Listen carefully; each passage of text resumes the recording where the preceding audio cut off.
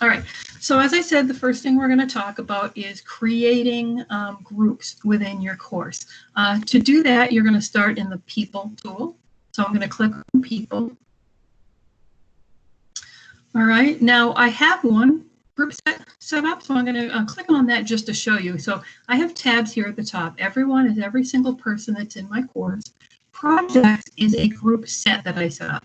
Now groups have two parts. You have a group set, which is the overall, what is the title for this set of groups. When I click on that project's group set name, this shows me here that I have two groups within that group set. So group sets are so that you can set up groups for different purposes. Maybe I want students to be in one group for a project, another group for discussions, another group for speeches, something like that. So group sets allow you to set up more than one group for each student. So that's basically what the group sets are. And so I'll show you how to create the first group set. So I'm going to click on this Add Group Set. This is the first part, is creating the group set. I'm going to give it a name. So if I want this for group discussions, I can just title it Discussions. One of the things you can do is allow self-sign up, where you allow the students to choose which group they want to be a member of. And if you wanted to do that, you would check this box. Otherwise, there are two ways to set up groups. You can have Canvas automatically split them in groups, or you can create them yourself. That way you choose which student belongs to which group. And I'll show you very quickly how to do either of these. If I choose Allow Self-Sign Up, that's going to automatically make it to where Canvas is going to split them into groups. So if I check that box really quickly, you'll see that the Create Groups manually is no longer there. That's because you can't manually put students into groups because Canvas is going to choose it. So by checking that Allow Self-Sign Up, you're automatically given the split students into however many groups. All right. So having Canvas split them up is the easiest way to do things. All right. So how many groups do I want Canvas to create? Let's say if I want to set up 2 groups. This is a fake course where I only have 3 students in it. So obviously you would probably want to have more than just 2 students in a group. But for this purpose, I'm just going to choose 2. Now this next thing here, require group members to be in the same section. What that means is if I have 2 Canvas courses combined into one, I have a section 90 and a section 91, and I've asked to have those combined into one Canvas course. This will make it to where students in section 90 will only be grouped with other students from section 90. Students in section 91 would only be grouped up with other students from section 91. So if it matters to you, you want to keep them within their section, you check the box. If you don't care, it's an online course, I don't care if they're in the same section or whatever, you can just leave that unchecked. All right, so now for having Canvas split them up automatically, you're done at this point. We just click on Save, and it's randomly assigning student. Take just a second. All right, so now it's done. Now I called this group set Discussions. So it created Discussion 1 and Discussion 2. It automatically just appended 1 and 2 on the end of the title that I've created. And as we see, this group 1 has 2 students in it, and this one has 1 student in it. If I click the little arrow down, this shows me who's in each group. Now this is Cindy Patterson. That's a guest account that I've created. That's not my instructor account. As the instructor, you automatically have access to every single course, or every single group, I'm sorry. So you don't need to add yourself to it. So these are my 2 groups. All right, I'm going to add another group set really quickly so that I can show you how to manually. So say this is for something like they're going to do speeches together. I'm going to leave this as I'll create groups manually. And then I'm just going to click on Save. Now this has created the speeches group set, but there are no groups within it. It says groups 0. I now need to create those groups. So I'll click on the first and say Add Group. I want to give this group a title, and it can be anything. So if they're doing speeches on a specific topic and you want to include that. So say if this is a education course and I want to split them up by what they teach. So maybe I'm going to have a math group. I can set a limit of how many people I want to be in this group, no more than that. I don't really need to worry about that though, since I'm manually adding people to it. So I'm just going to click on Save. And so now I have my math group that is inside my speeches group set. Click on Add Group and add another. And so maybe it's English. Oops. Typo, there we go. And then save. All right, so now I have 2 groups within this group set, but there are no students in it, 0 and 0. All of my students are listed over here on the left-hand side. So I simply drag and move them into the group that I want them to be a member of. So you would do with this with all of your students until there are none. It shows me here unassigned students is 0. That means I have assigned a student to every single group. Now, one of the things you want to keep in mind with groups are that if it's during the first 2 weeks of classes when students can add or drop, you might not have it set up as nicely. Like if I put 5 students into each group, I have 5 of them, and then 3 students drop and they're all in that same group, they'll have one group with only 2 students in it.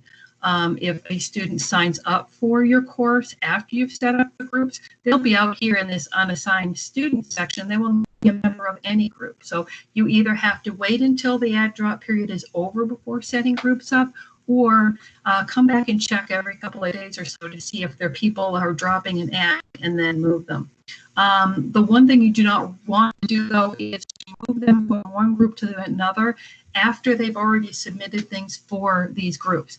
So if they have been doing group discussions and you have a student that is in the English one, they will lose access to everything they've put into that group if you move them to the math group after they've begun.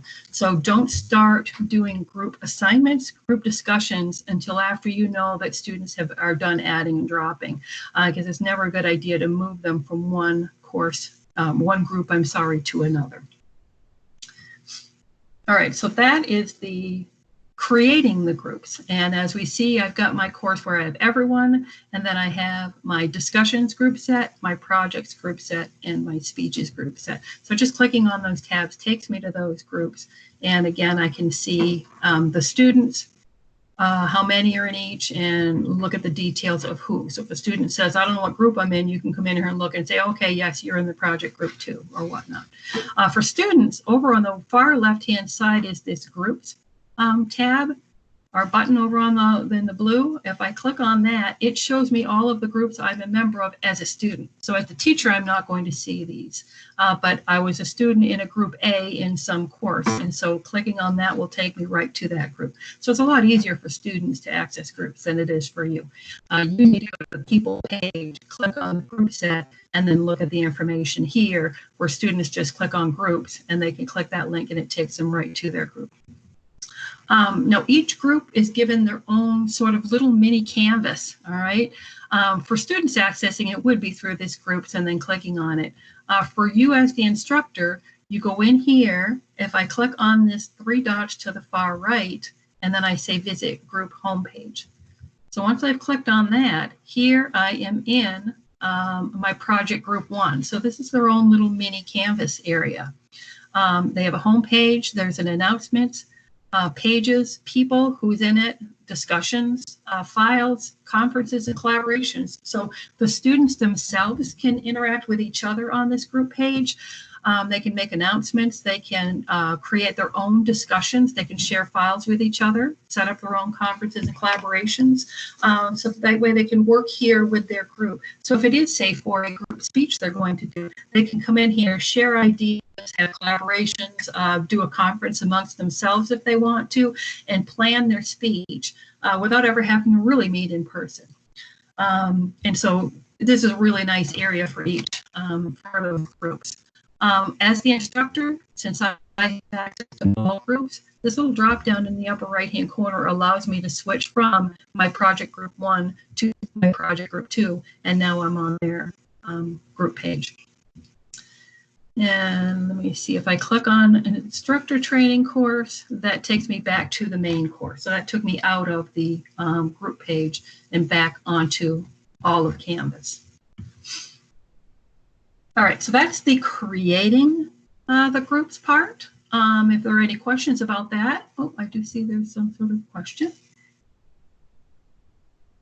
Yes, once you create a group, it will be a group set up for the entire semester. The groups do not disappear. My different group sets were to allow students to be in more than one group if I wanted to. But even if a student is a member of 3 different groups, they're going to stay in that group for the entire semester. They are not ever removed.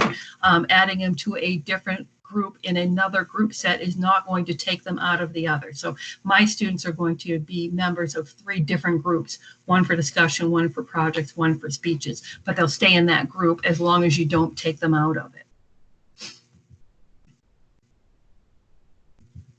Okay, so now that we've created some groups, what can we do with groups? The first thing I'm going to show you is a group assignment. Now, a group assignment is an assignment where one student submits something for the entire group.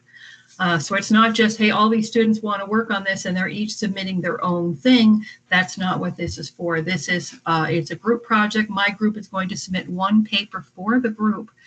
That's what a group assignment is. So I'm just going to click on Add Assignment to create a normal assignment. I'll just title it Group Assignment. I would set up all the normal things that I normally do to create an assignment.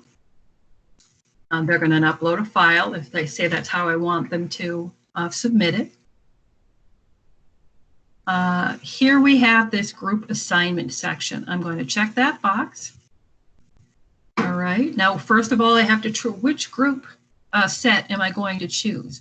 So I'm either am I going to assign it to my projects group sets, my discussions group sets, or my speeches group set. So say this is the project they're working on. I'm going to click on projects. So that's automatically going to assign this to project group 1 and project group 2 because those are the groups that are within this group set. All right. So that's the first part, is choosing which group set do you need to assign it to. And even if I only have one, I need to make sure I choose that. If it just says select a group category, it will not be created as a group project. Or group assignment, I'm sorry. So you want to make sure you choose your group set from that drop down. Now, the other thing in here is this assign grades to each student individually. What that means is if I leave it unchecked, which is the default, I enter a grade and every single student gets that grade. If instead I want to be able to grade each student individually, I would check that box, and now I would grade like I normally do. Each student would be getting their own grade. If I leave it as a one group grade for everybody, I can't edit those. So if I give all of the students, say it was in that grade of paper, I give everybody a 70, but I know from looking through the Canvas group page that one student has done most of the work. I can manually go in and change that student's grade and the others will stay different. But this is when I assign a grade, it's going to automatically be given to the entire group if I leave that unchecked. All right, looks like I have a question. I will show you discussions in just a minute. That's the next part. I'll be showing how to do group discussions. So, all right. Have I checked this? Okay. And now the last part, and I'm going to go into peer reviews a little bit in a minute. But if I want to set up peer reviews for my assignment, that's where I would check this box and set up peer reviews. I'll go over into peer reviews in more detail in a minute, but you have the option for peer reviews in assignments and in discussions. So you would just check the box, and I'll like I said, I'll go through those options in a few minutes. So from here, I have created my group assignment. I have assigned it to my projects group set, and now I'm just going to click Save and Publish. All right, and now this has been assigned to both of my group sets. Now I'll show you really quickly if I go into the speed grader for this assignment. Rather than having the student names in the upper right-hand corner, I have the group names. So I can go to Project 1 group set, I can go to Project 2 group set. So like I say, when one student in Project Group 1 uploads, it is going to show here, and then I'll be grading it here, and it will be automatically, that grade will go to all of those students in that group. Okay. So that's creating the group assignment. Next, we'll look at creating a group discussion. Okay. Since this is a discussions workshop, I'll start out by just creating a normal non-group discussion just to make sure everybody knows how the discussion tool itself works. So to add a discussion, I'm just going to click Add Discussion in the upper right-hand corner. See if I want my students to introduce themselves at the beginning of a course. All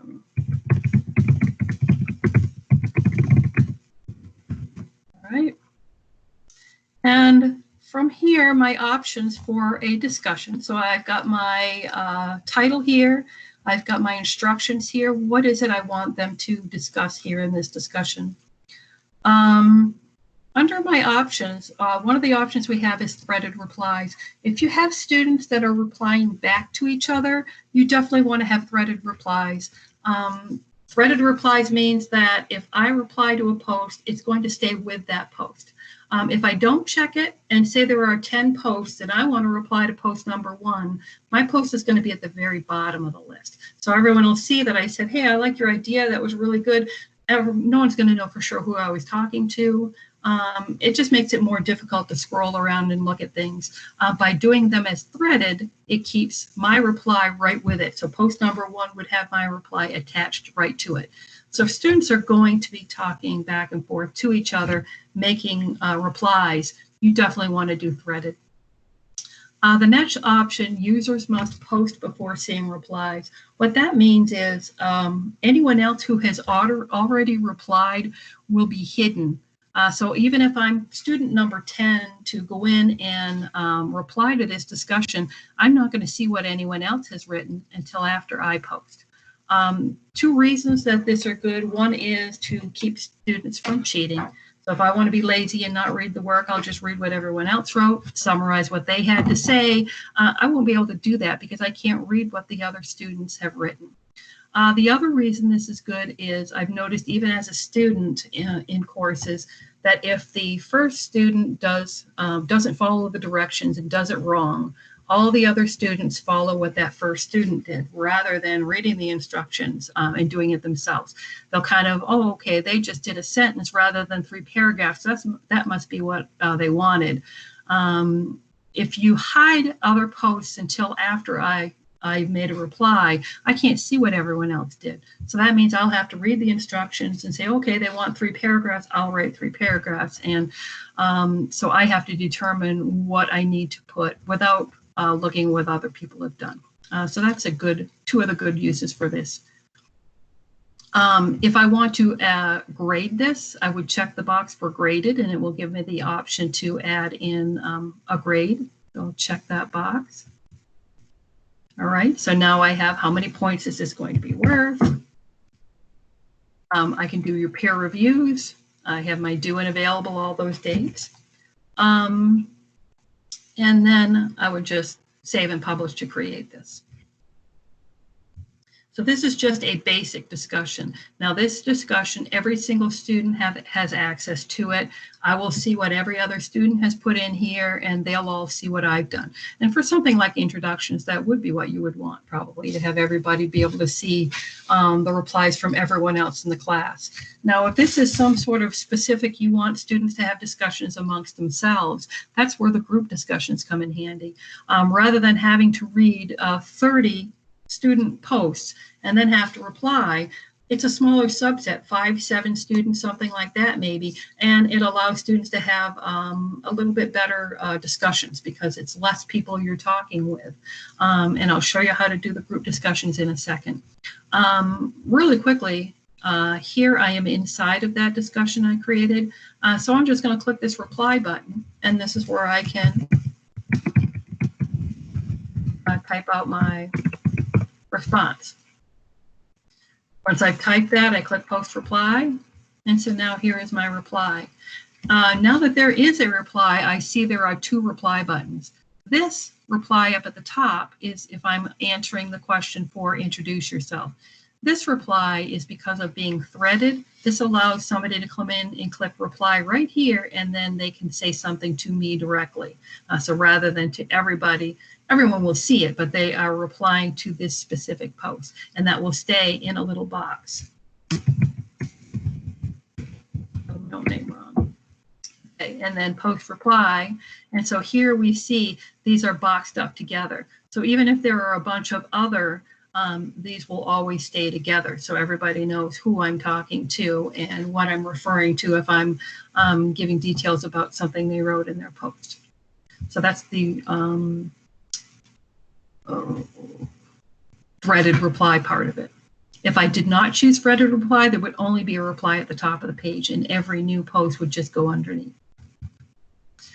I'm going to click on the discussions up here at the top just to go back to the list of all of my discussions, all 1 of them. There are 3 sections here. We have pinned discussions, we have regular discussions, and then we have closed for comments. Automatically, every discussion I create is added into this middle discussions area, all right? Students don't see pinned and discussions and closed. They just see a list of all the different discussions. Discussions within this middle section are ordered automatically by what had the most recent activity. So sometimes what instructors like to do is pin a specific discussion. Pinned discussions are going to always stay at the very top of the page. So say if I wanted to do an FAQ type, you know, you've got questions for me, I'm going to type one of these questions here. This is not graded, but I want them threaded, and I want them to be able to see all replies on this. So I'm going to leave that one. And then I'm just going to save. It's not graded, so I do not have any point value to put or anything like that. So now if I go back to see all of my discussions, this doesn't look bad here because I only have 2 things, but if it's 13th, 14th week of the semester, this FAQ will be buried, so I might have to scroll and scroll down to the bottom to find it. Instead, I want this accessible at all times, right at the top of the page where students don't forget it's here. So to do that, I'm going to pin it. I go over here to these little 3 dots to the right of the one I want to pin, and then I just click pin. All right, so now automatically this is always going to be at the very top of the discussion page for the student so that they don't forget it's here and they know to go in here and ask questions and whatnot if they have them. Closing for comments means if this is an older discussion and I don't want students to put any more posts in it, I can close it for comments. I would click the 3 dots on the right and I would say close for comments. For me, it's going to automatically move down here, so I know this is closed up. Students will see it's locked, it's closed, they won't be able to post anymore, but they can still go in and read everything that's written in here. So if they do want to refer back to something within that discussion, they can do that here. They would just be closed where they can't reply anymore. So if you find there's a discussion that students just keep going and going and going and going, and you don't want them to discuss this any longer, close it for comments, and then they can no longer post to it any longer. So those are the basic discussions. I'll show you the group discussion now. All right, so I'm just going to call it group discussion. And I'd put my instructions here in the middle. I can choose my options the same, graded. You can, or not. I'll click it as a graded discussion. Now here it is in the middle. This is a group discussion. I want to make this a group discussion. I'll click the box. I'm going to choose my group set. So now I want this to be my discussions group set. So it's going to automatically be posted to my 3 or 2 discussion groups. And then I'd finish filling things up. So 350 points. And save and publish. All right, now when I look at this discussion, here are the links.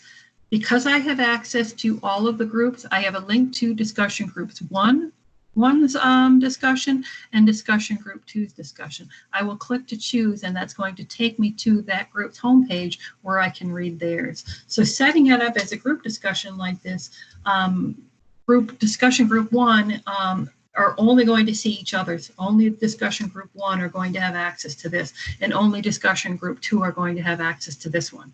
So that way the students are only seeing the discussions or replies and whatnot for this. They each have their own separate discussion. For me to see them, I'm going to click on the title, say discussion one. That has taken me to my discussion group one homepage, and here is discussion. So I will only be seeing the discussions that group one had put into this. To go look at the other one, I can switch group, go to my discussion group two. It took me to the home page, so I would just have to click on discussions. And then now I am viewing the group two. So now I'm in the group discussion for my group two. So that's how you go back and forth from one group to another. And it looks like I have a question. I believe you can open something back up after, and I'll look at that in just a second. Let me see. I always forget how to get back to the main. Okay. So it can be a little messy. Like here, I was in discussions and I was in this. So my struggle has always been, how do I get back to the main course? I'm in this group homepage. I want to get back to the course. So if I've clicked on this discussion two in the upper left-hand corner, now I have a link to an instructor training course. So that's how I can get back without having to leave. Otherwise, if you can't figure it out, you just go your courses and then you choose it and you can go back that way. So now let me go back to discussions again. So now I have my regular group discussion. Let's see if you can reopen it after it's been closed for comments. I'll click those three dots and yes, open for comments. So if I click on that, now it has been moved back up and it is open back up again. So if you have closed from something for comments and you do want to open it back up, you can. It's just with those three dots. As far as discussions in general, I don't have any replies to these, obviously, because I've just created them. But if I click in on my introductions, and where's the link? Yeah, if I click the three dots in the upper right-hand corner here and access the speed grader, or you can access it from the gradebook also, what this does, it shows me only this student's post. So if this is a long discussion with about 40 different posts from all sorts of different students, rather than having to scroll through the discussion and find that student's post, I go into the speed grader. This is going to show me just the post for this one student. So that's the best way with grading. You can see how many times did they post, how long were they posted, did they do what you asked them to do within this discussion. This is how you can tell. And you can enter your grades and comments if you want to. And then I would click next to go to the next student, and then I would see just theirs. So if this student has replied to someone else, I'm not going to see what the other student said that they're replying to here, but I can at least see what their reply was. Was it just, yeah, great idea, or did they go into details like you would want them to? So that's what you can do with the speed grader as far as for discussions. Now, discussions, you can also add a rubric if you want to. And I don't cover how to create rubrics in this workshop, but if you do know how to use rubrics, or if you want to attend the workshop on rubrics, you can attach a rubric and then do grading with a rubric also. So that way, if you have certain things you're expecting of them, add that to a rubric and you can grade with that. So, Dr. Asses, I covered that. Making sure I didn't miss anything on my list. Now, we still have peer review to do, but I wanted to make sure I didn't miss. Okay, so do we have questions over the discussions or creating a group discussion?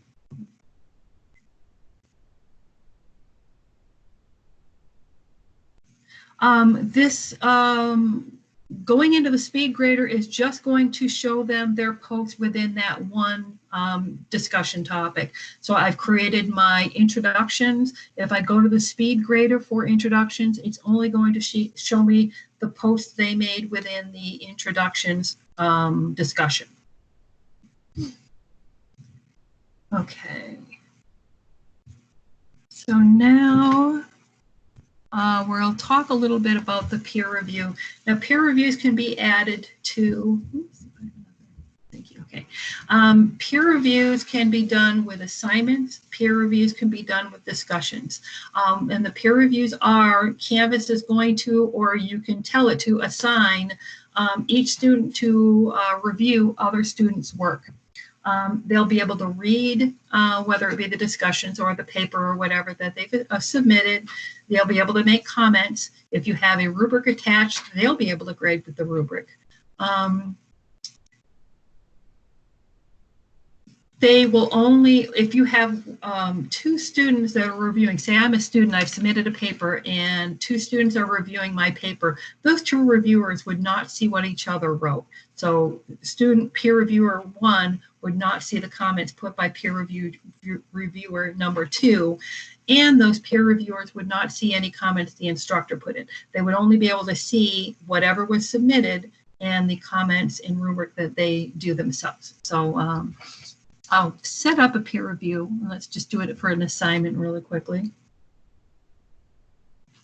So I'm just going to add an assignment. I'll just call it peer review assignment. So this is an assignment. I'm going to have my students upload a file. And I'm going to uncheck group. Canvas seems to remember what you did last. Since the last thing I did was a group assignment, it had group assignment automatically checked. So I wanted to make sure I unchecked that. So keep that in mind when you're creating. You want to not just scroll down, okay, I don't have to worry about these, because it remembered that the last one I did was a group assignment. So it's a good idea just to make sure things aren't checked that you don't want. So I'm going to check require peer review.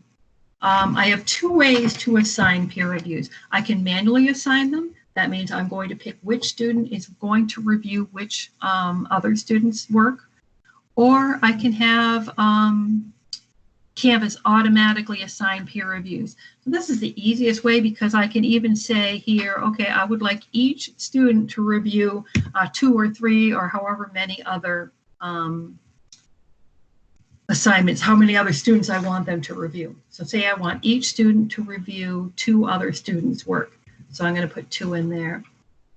Now this is the most confusing part of peer reviews, is the assign reviews part. This is part of an assignment, okay? So the assignment itself is going to have a due date. So let me just set a due date so we can see. I'm going to have it due Saturday the 25th. So that's this Saturday. Now with this assign reviews, and it says must come after due date. If it's blank, it's going to use the due date. So this is, when is it going to assign those reviews? It can't assign the reviews until the due date, because otherwise papers aren't all submitted. We have to wait until everybody has put in their papers before it can assign them. So they cannot be assigned to students until after the due date. So if I leave it blank, then July 25th at 11:59 p.m., it's automatically going to assign peer reviews to each student and give them each 2. If I don't want them to do it because that's a Saturday and I don't want people contacting me on Saturday with questions, then I can set in a date and say, okay, I don't want them to be assigned until Monday. So I'm going to click on the 27th. And so it won't assign them until the 27th. So that way on the 27th, the students would get a notification in Canvas saying, okay, you've been assigned peer reviews, and they'll be able to click on them. Now, it does not allow you to set a due date for your peer review. Assign date is here, but there is no real due date. So as far as that goes, you would just have to let your students know, okay, this is going to be due. I want them finished by Friday. You can't automatically set that anywhere here. I could leave this open until Friday if I wanted to, but that part doesn't matter. They're peer reviews. It doesn't have to be an until. Until date would allow a student to submit the assignment late. I don't want students to submit late because then they wouldn't be able to get peer reviewed. So I would maybe want to lock this up to the due date. but peer reviews are not part of this due date. The only thing they have to do with this due date is that there will be assigned either on this due date if I left this assigned to blank, or if I've chosen here like the Monday, they'll automatically be assigned on the Monday. You have the option to do them anonymously. That way, as a student, I'm not sure. I'm not 100% sure if it doesn't let, I think I won't know whose paper I'm reviewing. So I won't know if this is my, person in class that I like or don't like. I'll just see a paper and I won't know whose paper that is. If you don't care, you can leave it unchecked and then students will see, okay, this is this student's paper. When I'm done setting my peer review, I'm just going to click on the Save and Publish button. Let's see, I have a question. I'm not 100% sure. Like I said, I think the anonymous review is who they can see. And I'll double check on that and let everybody know. Certain things I never think of until I'm actually in teaching it. And I say, oh, that's right, I don't remember that, so I need to look it up. So I'll write it down and double check. Because one thing I'm not sure as far as with anonymous goes, if I'm the reviewer, can I see whose paper it is? But also, if it's my paper, can I see the reviews other students put? And if I can I see who did them so that I know, hey, somebody gave me a bad review, who did it? Will I be able to tell that? I'll look into some of those things and then let you guys know. That way we know for sure if you're doing peer reviews, you'll know if students know who did them or not. Since I have peer reviews set up within this assignment, I have a peer review button over here on the right-hand side. If I click on that, here it shows me each of my students. It says none assigned, none assigned, none assigned. That's because these are not going to be assigned until next Monday. If they had, I would be able to see whose paper each one were assigned. So I'll be able to tell who's reviewing who's on this page. If I changed my mind and I wanted more, I said I should have done 3 each. I could change that to 3 and then assign, and then it's going to automatically give each student 3 instead of just 2. So say if it's the other way around, you want each student to review 3, and then, okay, a lot of students never even submitted to this and I wanted to go less, I could change that here. If I wanted a specific student to be given more, I could click here and give the student another one. So this allows me to manually, I want this student, train 1, to review this. I can choose that and add. And so they're going to automatically be given this person's. All right. This little bell icon right here to the right, and that will, anytime once, even after Canvas has automatically assigned, you'll still see this bell. So it's, once they've actually been given assignments to review, the bell is here. And what the bell is, it will send a reminder. So if I wanted all of these reviews to be done by Friday, it's Thursday night, and this person has not done their reviews, I can click on that and it's going to send them a reminder. Hey, don't forget, you need to submit this by tomorrow at noon, type of a thing. So that's what the bell is. And then the trash can, I just want to get rid of. I don't want them to review this one any longer. I can click on it and get rid of that one. So even if Canvas is chosen, you can come in and fine tune this if you do want a certain student only to review others. You get 2 students you know that are either best friends, you don't want them to review each other's, or 2 students that don't seem to get along in class. You can change this over what Canvas has chosen. If you have chosen to manually, then you would come onto this page and this would be the only way to assign them, would be to come in and check and add, and then choose who you want them to. So that's what you would do for the manually assigned peer reviews.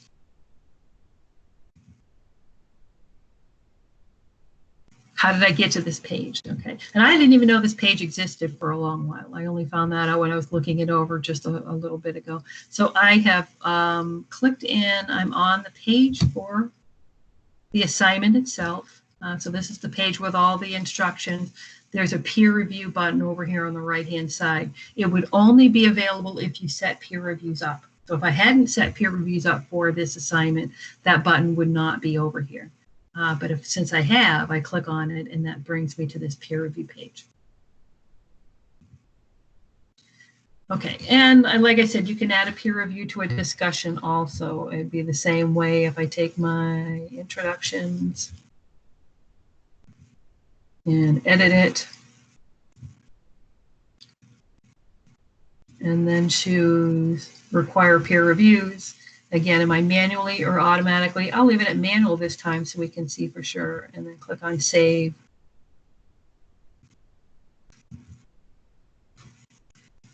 And for some reason, they hide everything on the discussion tool. It's not over on the right-hand side, so I have to, so here I'm inside my introductions discussion. I click those 3 dots, and then I have a link to peer reviews. And that takes me to that same page. Here it says reviewers per user 0. That's because I chose manually and I did not have Canvas automatically assign them. So here is where I would come in and I would click the drop down and I would choose, okay, I want them, can't do their own. It won't even let me click on their own, but I can click, okay, I want this student to do this one and this student to do this one and this student to do this one so that everyone has been assigned. Now, the nice thing about having Canvas do it, automatically assign, Canvas is going to make sure every student has somebody reviewing their paper. If you're trying to do it, it was easy enough for me with 3, but if I'm randomly choosing, and I've got 30 kids in my class, I might accidentally not have one student's paper being reviewed 4 times and someone else's paper not being reviewed at all. So having Canvas automatically do it, you would make sure, Canvas is going to make sure that every single student has a peer reviewer. So that's the nice thing about doing it, letting Canvas do it. All right. That looks like it is everything. So I do have time now if there are questions. Discussions, group peer reviews, any questions about any of those 3 things?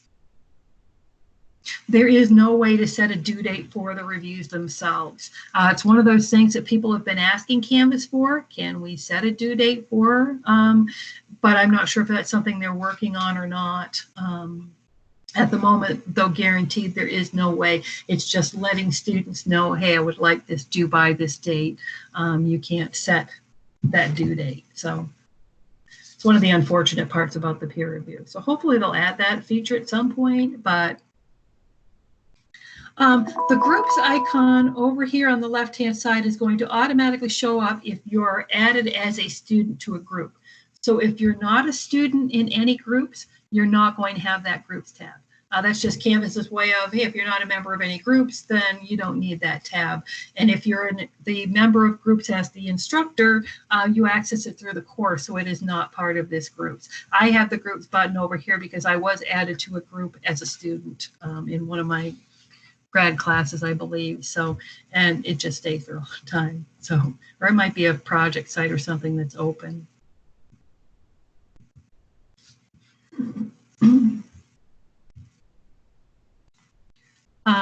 Okay, Carrie, I was at the very beginning was just kind of went over the what we're going to talk about, and then I basically started right in with how to create the groups.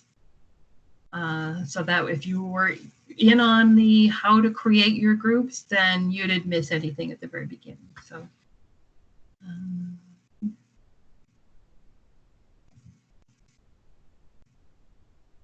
As far as for discussions, if you say to a student, okay, you want the first post made by Wednesday, and then you want them to reply to say 3 other posts by Friday, there is only one due date for discussions. So you can't set multiple due dates. So here I'm just going to create a brand new, say this is a weekly discussion. It'll be easier to show you. Discussion. I would have to put that in my instructions. Post your response by Wednesday and reply to pre-post by Friday. And then when I come down here and do my due date, I would have to set a due date of, and say this is for next week, I would have to set the due date of the 31st. Otherwise, well, it doesn't matter. Technically, I can have the due date be Wednesday and then have it open until Friday. But students don't really see that until date, so that's really not going to tell them anything. If they post past this July 29th on their first post, it will show for you in the gradebook that they submitted late. So by doing it the due date being the first reply, you want them to post their own post, they'll see that that's when you want it done. But like I said, they don't see the until date, so you would definitely need to, in the post itself, or even better, a lot of instructors put the policy within the syllabus too, and say these are how, excuse me, our weekly discussions are going to go.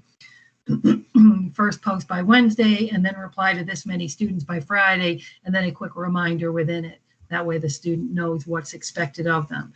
That's another feature that would be nice if Canvas would allow you to have 2 due dates, one for when the original post and one for replies, but that's not something that's built in. So, oh,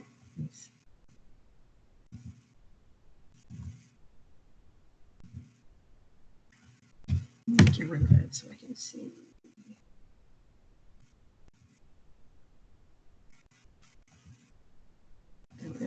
Couldn't get rid of that. So it would do the 29th, and then I want to give them until the 31st. So there I have my 2 dates. Original post, and then the replies are due by. And I can see that when I look on the main discussion page. It's showing me, where is it? Yeah, weekly discussion available until July 31st. So that's when it's due. So I'm seeing that, but I don't think the students really see those two. Let me just really quickly jump into our student view. Then we know for sure. Where am I going? Student view. Discussions. Okay, so they do see due and then available until. So, you know, that does kind of give them a clue that it's due on this date and it's available until this date, but they still won't know for sure what you want due when unless you specifically tell them. So.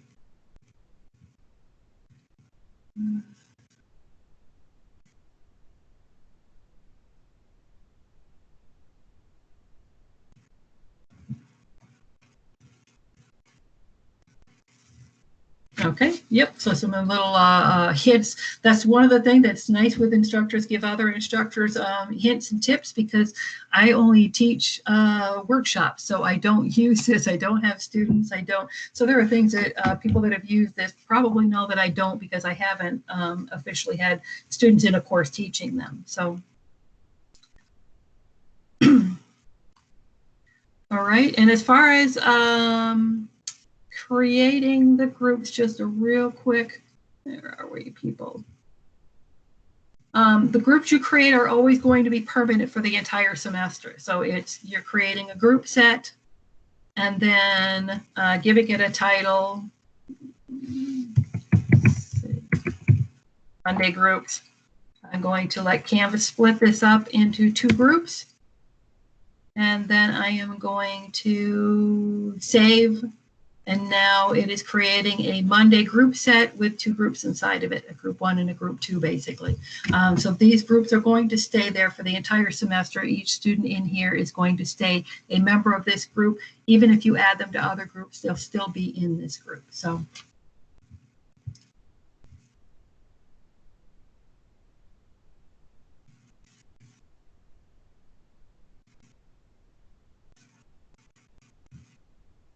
I mean, you could go back and change the due date, but I think in general, most instructors and most students are used to instructors will give, hey, every week we're going to do it the same way. We're going to have your first post due by this date, and then we're going to have other posts due by this date. I think that's how, even as a student in classes, most of them handled it. And if it's done the same way every week, students get used to that. Okay, I've got a discussion this week. I'm going to have to do it by Wednesday. And now I know I have until, you know, Saturday, Sunday, whatever day you set up, that I have to do my replies by. So they get used to what that workflow is if you stick to the same thing. Put it in your syllabus, remind them in the discussion itself. That way they can't say, oh, I didn't see that in the syllabus. It says it in the post also. Don't forget your, original post is due by Wednesday, and your replies are all due by Saturday. You can even close it for comments if you really want. That way students can't reply past that date, and then they learn in a hurry, ooh, I better not miss that date, otherwise she's going to close it. And I had that in a class I was a grad student in. my replies were due on the weekend. I was away for the weekend, got home, completely forgot about it. The instructor closed it Monday at 8 a.m. So when I remembered, shoot, I never did my replies. Guess what? I didn't get a very good grade because I forgot to do those replies. But I also remembered, you know what, no matter what I'm doing on the weekend, I got to remember when I'm home Sunday night, I need to do those replies before it closes because I know this instructor is going to close them. So just be clear about what you expect from them, even though the due dates aren't going to match up, as long as you let the students know, you know, this is when the original, these are when the replies are due, and then you'll know. All right, are there any other questions? And I did record this, so if there is somebody else who replied a little bit later, has questions about something, I will make that video available when I get a chance. I'm kind of backlogged on that. I still haven't done it for one of my workshops last week, but I will get to that here sooner or later. And I believe within the team discussion, you have access to that anyway once it's been done processing. So, but I have a workshop page that I keep in Team Dynamics where I keep. So if you say, hey, I watched that, you know, attended a workshop the other day and I don't know where to access the video, let me know and I can always share that out with you. So.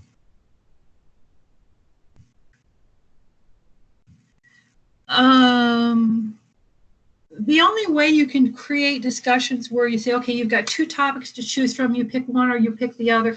Basically, the way things are handled in the grade book, if you don't grade an item and it's a dash in the grade book, that means that item is not calculated into the student's grade. So if you create week one, topic 2, tell students choose one or the other.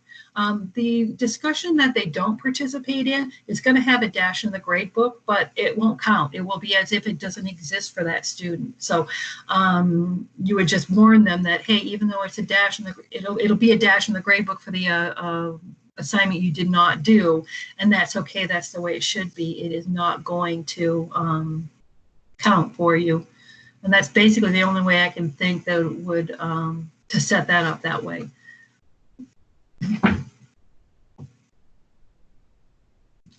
Yes, I try to record. I sometimes forget, but I know they are nice, especially because we cover so many things. My thoughts on a workshop are that even if you don't remember how to do anything I showed you, knowing what is available, knowing what types of things you can do, then later you can say, okay, wait, I remember something about peer review. How did I do peer reviews? What do I need to do to set them up? How did you access that page that had the students? You know what questions to ask because you know it's something that's possible to be done. So feel free to contact with any of these topics on this workshop or any of the others I teach. You don't have to be an expert at this now that you've sat through the workshop, but just that you now know what can be done with groups in discussions and with the peer review, so you know what questions to ask if you decide you want to use them. And anytime you even, I'm thinking about this like Ranjan is doing with the, okay, this is my idea, I want them to choose between the two. How do I do that in Canvas or anything else you're trying to set up? Just put in a ticket, send an email to support or an email to me directly and say, okay, this is something I'm trying to do. Can you help me figure out how to do that? And then I'm happy to sit down and look through things, test things out even and say, okay, hey, great, I found a really good solution, or I found these 3 different solutions. You figure out where it works best. And sometimes with Canvas, there is no real solution. There's no really way to do that. So feel free to contact anytime you've got questions about how to use Canvas with everything. So, all right, and I see we have Charlotte asked hand raised. So if you have a question, just right here within the whatever this is called, it's in the middle of the screen. You click on that chat. And then you can come over here and type any message that you might have, or just unmute your microphone. The microphone is here. You can unmute and just ask a question if you'd like also. All right, so that's everything I have, unless there are any other questions. And thank you for attending. Hopefully I didn't jump around and juggle around too much. It's been a rough couple of days as far as a lot of work going on. So I feel like I wasn't, keeping track of what I was trying to do a lot. So.